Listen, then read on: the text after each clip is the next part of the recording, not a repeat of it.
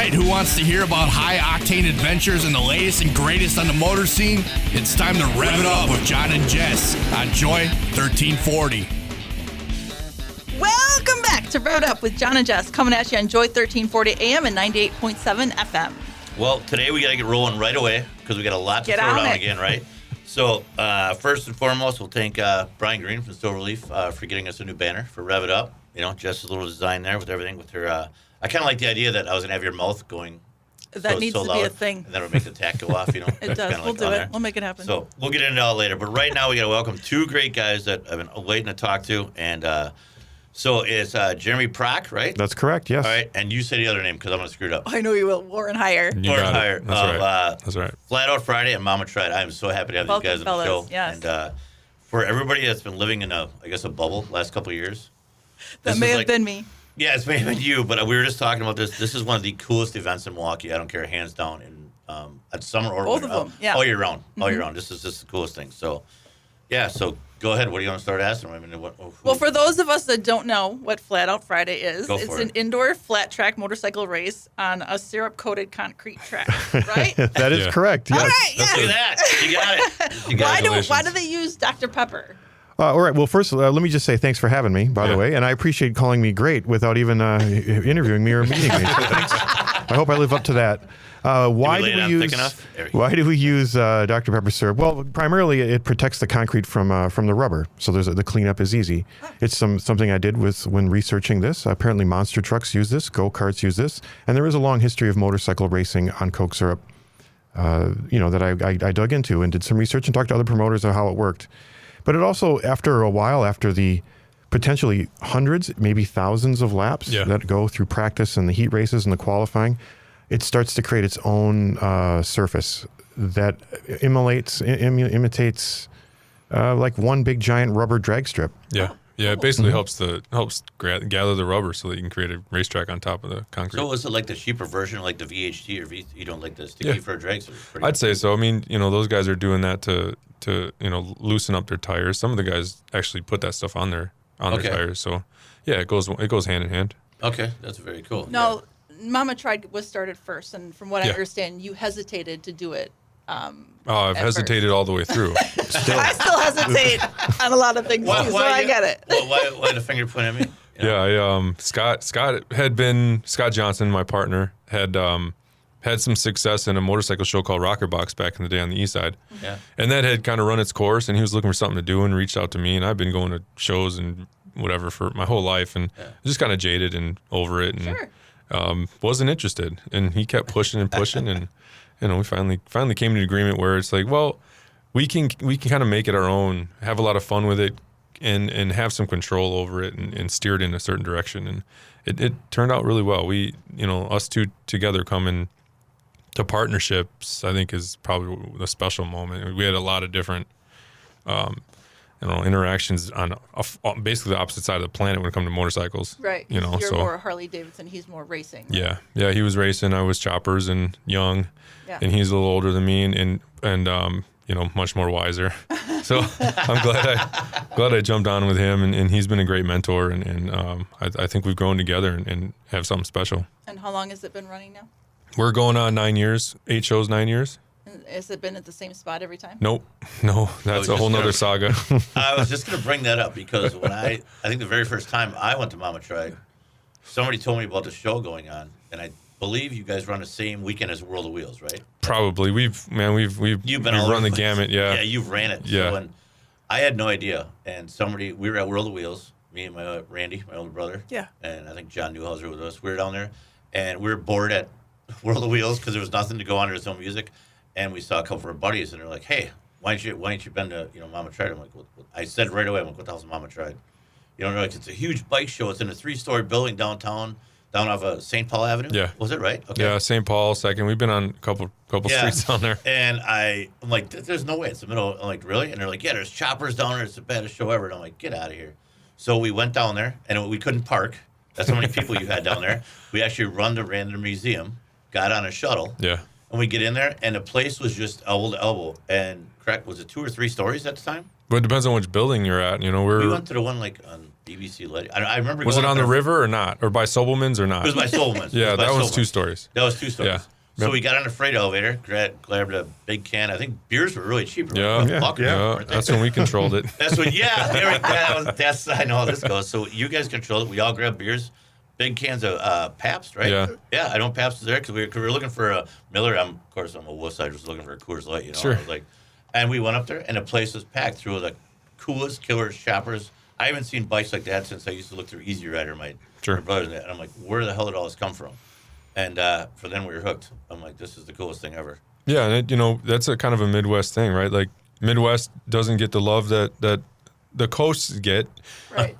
But it's a good thing, and from our perspective, because we can do a steady climb and let people find us naturally, and you're not just like fly to light and everybody's gonna go to the coolest, hippest thing. No, it's hard to get to us from the coast, and we're a little insulated. But once people come and experience what we're doing and what's going on, they just keep coming back and keep spreading the word, and it's a much better way to grow than I think just really fast. Yes.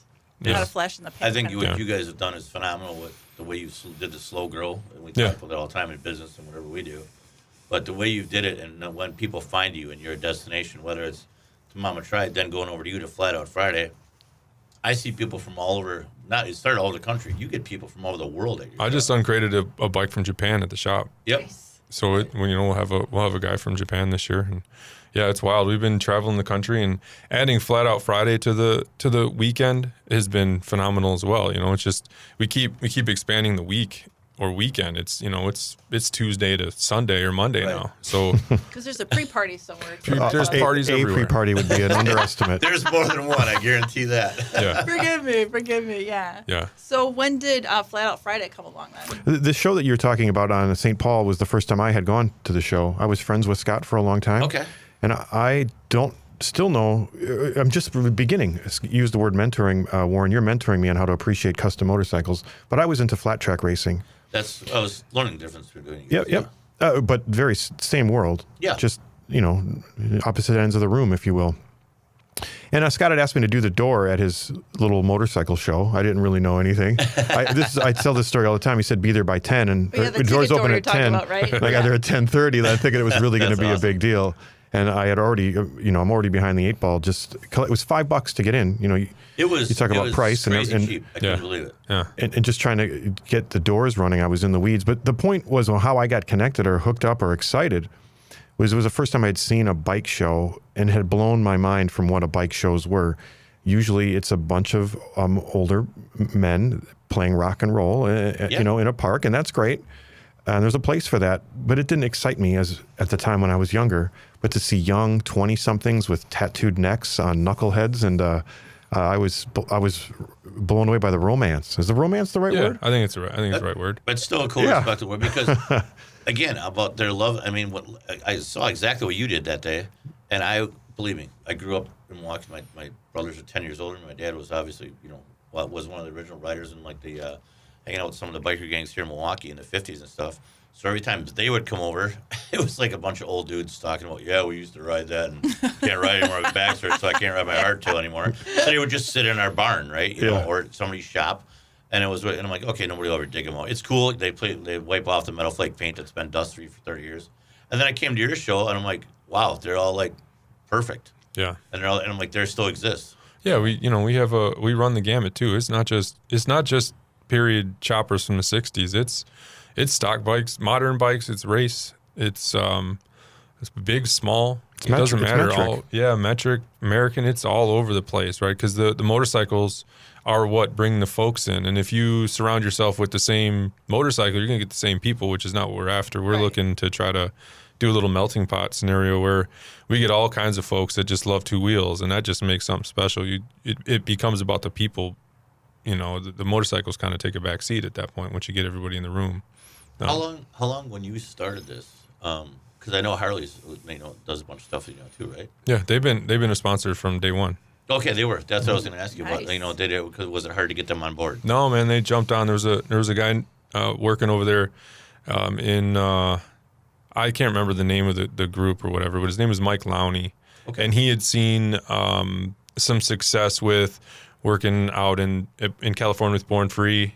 he had a little bit of his finger on the pulse when it come to the young folks and where they're headed and what they're doing, and it was experiential. That's the name of the spot he worked at in Harley. Okay. And he saw something happening and kind of winging a prayer and jumped on with us right away. I mean, we're in his backyard too. Yeah.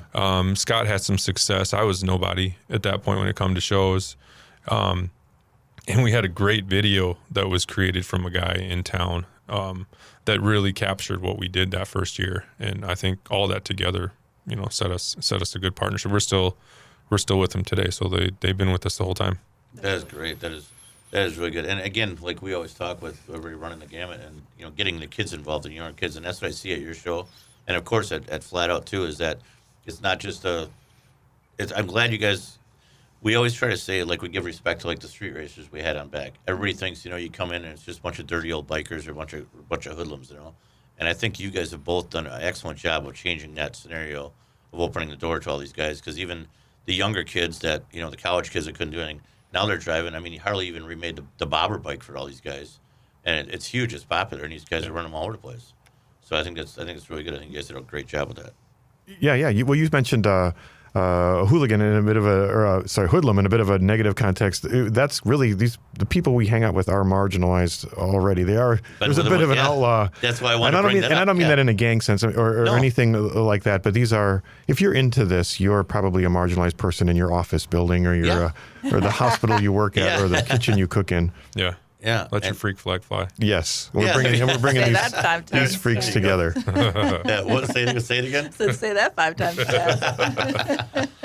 So going to the Flat Out Friday, how did it start? You were a doorman. So I was a doorman, and I saw what these guys were doing, and I had thought I was in the flat track at that time. My son was coming up through the ranks as a young kid. It was something that I introduced my son to, like you would soccer or karate, as 4, 5, 6 years old.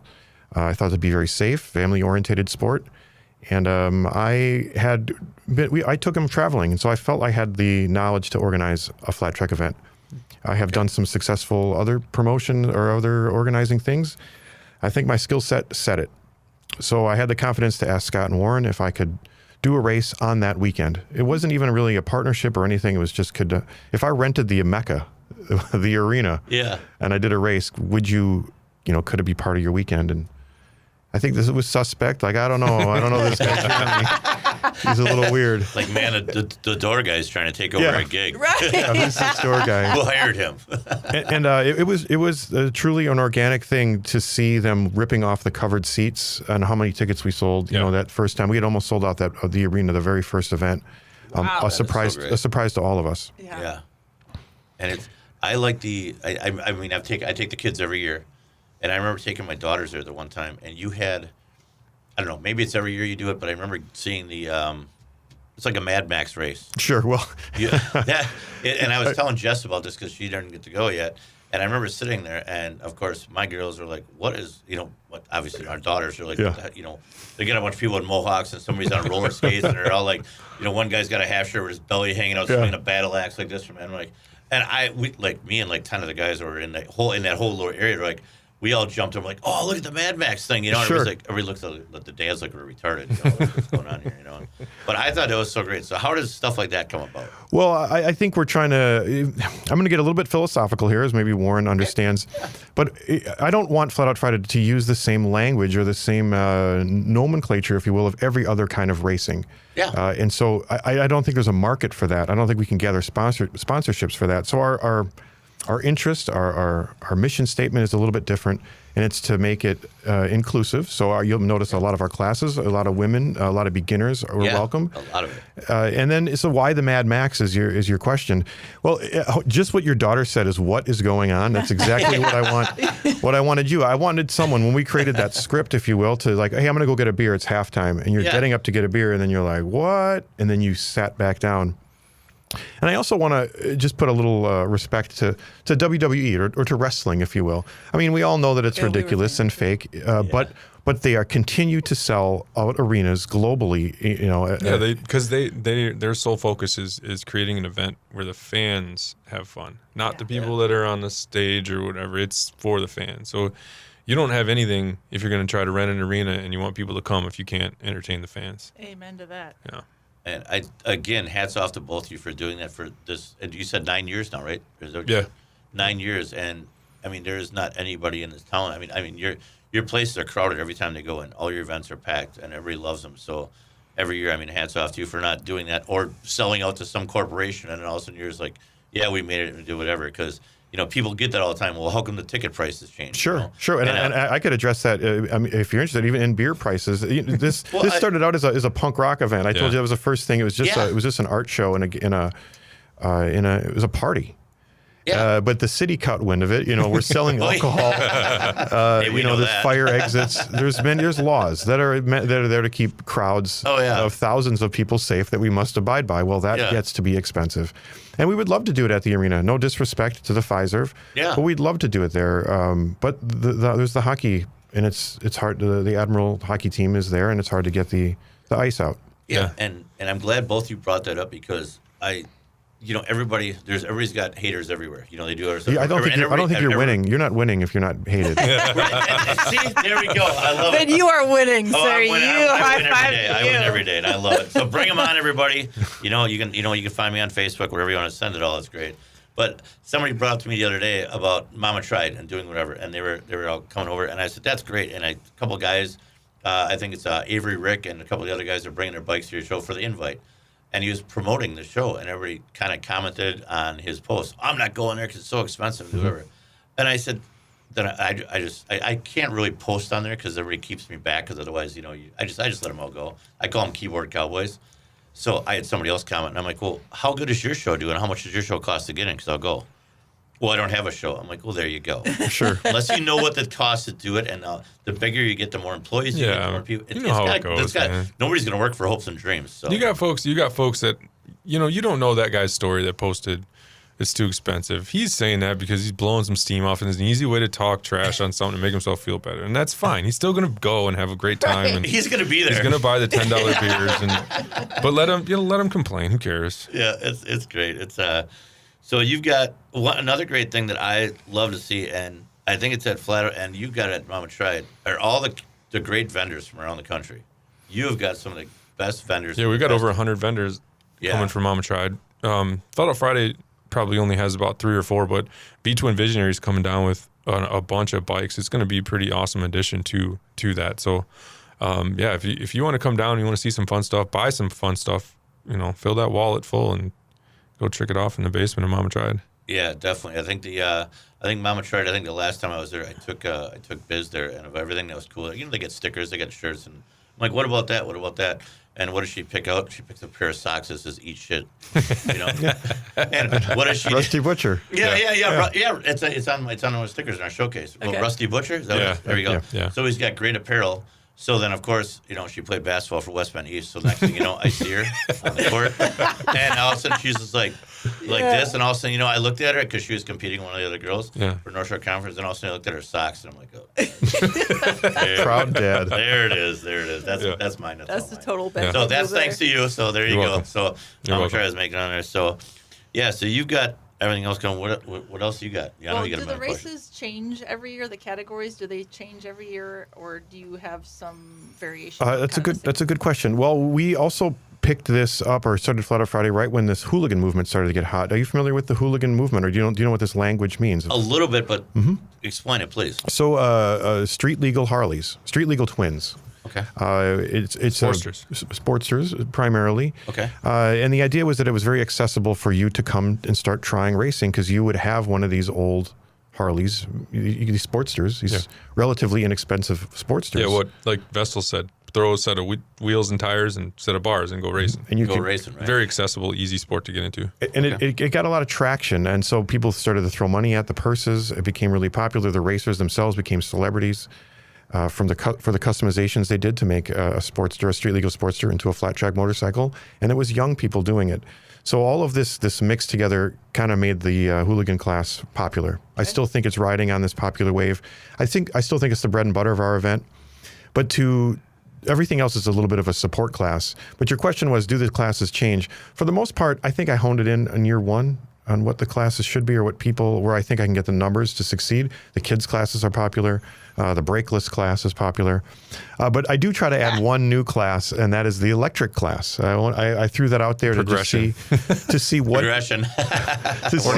it means.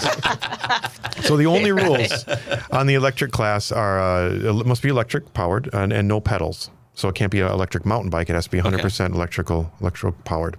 Okay. And so the classes, again, I want to go back to earlier. I do try to keep them ways to introduce women. So there's a women hooligan class, an open women's class, the kids, the open amateur. So these are more beginner classes, yet we still have the pros and the hooligans.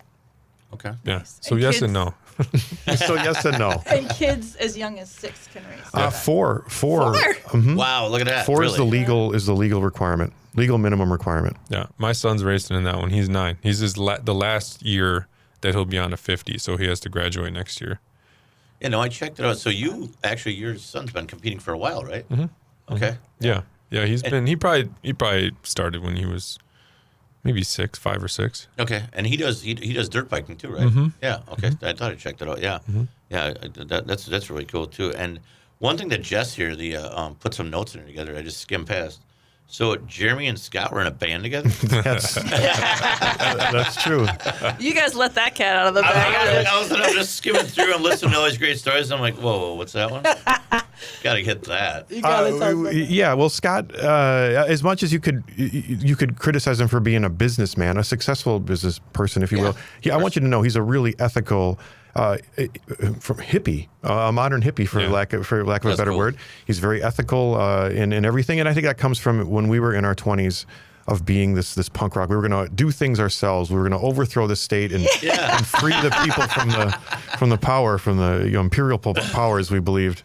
But yes, we were in a band. I think we played 3 shows together, and it was a powerful flash in the pan burnout of a band. Was there an audience? There was an audience. I mean, in a basement, next to the laundry machine, in the deep freezer. Was anybody awake or sober? It was crowded. It was crowded. It was standing room only, right? I mean, of course. You could actually say it was standing room only. So you went out on the big side. So it was cool. Yeah. That's awesome. Then one thing I wanted to touch on, tell us about the Charlotte Canes. Is it Canes Memorial? Sure. That's really great to bring that up. Charlotte Canes was a young lady. She actually passed in a flat track race, going through the ranks of being a pro. She was from Milwaukee. When I say her name, I just remember her spirit of being extremely humble and small. I don't think she could have weighed more than 110 pounds. Sure. Super tiny and humble, but very much respected on the racetrack. Mm-hmm. And it inspired my son to continue racing and his peers. And anybody that's probably currently 20 years old now and racing knew Charlotte and are inspired by Charlotte. So she passed. Her number was 35. So her father had come to me with the idea, let's do a 35-lap race in her honor. 100 laps, $100 goes to the leader of each lap. Oh, of each lap. Yes. Oh, each lap, not the race. Yeah. That is very cool. So it's a little bit of a unique way to pay homage to her. And you do that every year? Yep. We've been doing that ever since. Well, she was raced in the first 2. Yeah. Actually, first one. Her dad's still racing in Flat Out Friday. That's awesome. Yeah. Wow, that is really great. That is really great. And you have, now, we talked before, you got, obviously, we're kind of closing down here, but pre-parties and stuff, is that all over the place. We're working on, if you want to find the most up-to-date info, you go to our Instagram pages. Okay. That's where the most up-to-date stuff is. We're working on the website and Facebook. But yeah, there's parties from Tuesday all the way through Sunday. Yeah. So be ready. And just to remind everybody that Flat Out Friday takes place on the 17th at the Fiserv Forum from 7 to 11. Mm-hmm. And then Mama Tried is February 18th and 19th at the Eagles Ballroom. Correct. Mm-hmm. Yeah, 10 to 10 roughly on Saturday and 10 to 3 on Sunday. Okay, and are most of the tickets in advance? Let me tell you just real quick about tickets. A little tip. We are legally partners with Ticketmaster. I'm not going to say anything bad about them on the air. We can say something bad privately, but you can circumvent those fees. You can circumvent those fees by going to our Instagram. There's a link in there. The Super Saver link will circumvent the Ticketmaster fees. Yeah, and you can grab tickets all the way up till February 5th from mamatrishow.com for the show. We're going to cut off there because we have to mail. Nobody trusts the mail beyond that. If you want to go, you can still buy tickets ahead of time from the Raves box office. So you can walk in, you can call them. So yeah, they're pretty easy to get. And then for Mama Tried, it's just a bike show. Is there any bands that night? No bands that night. Just we'll have an MC this year, which is new. 100 bikes, 100 vendors, 3 floors, lots of stuff going on. So it's going to be wild. It's going to be great. And then like I said, everybody else who's got. I mean, these guys put on an amazing show, amazing events all over the place. I mean, and you're always going to keep it in the winter, right? We're not going to change. Yeah, our sweet spot's the winter. We started there and it's been great. Take care of handle the cabin fever and get people out, and I think we found a sweet spot. I think so too. COVID upset that a couple of years, but we got back on track. That terrible C word. Hey? No, I think it's great. I think what you guys are doing is amazing, and you obviously got a spot. And for all the ones, then like I said, you can get a hold of these guys on Instagram, Facebook, all that kind of stuff. So the lovers and the haters, send all your stuff. Yeah, absolutely. Send it all out. It keeps them going because what a lot of people don't realize, and I told them that last week, and then the guy was kind of shocked. I said, no matter how many times you tag us in a post or put us on Facebook, that puts us to the top of whether you're loving or hating us. So keep it going. Yeah, absolutely. So thanks for all the support. And I guess we're out of time already. Yeah, I know. Just because Justin has to leave. Yeah, we got to go through. So this is the point of the show where we all look in the window at Justin. He must be in trouble because he had a beard last week. He's got to shave. So he must be. So now he's got to leave early. Otherwise, we'd stay for the after show. But we'll have these guys on again, I'm sure, after the event or maybe right before the event again because there's lots to talk about. Yeah. Hopefully we'll see you guys there. Thanks for having us. Thanks. Yeah, definitely. All right. Well, thanks to everybody for listening. Again, find these guys on all their hookups here. Yeah. All right. Are we done? Thanks. We're good. You ain't got nothing else to say again? No, not today. All right. All right, everybody. Thanks for having us. Talk to you later. Bye.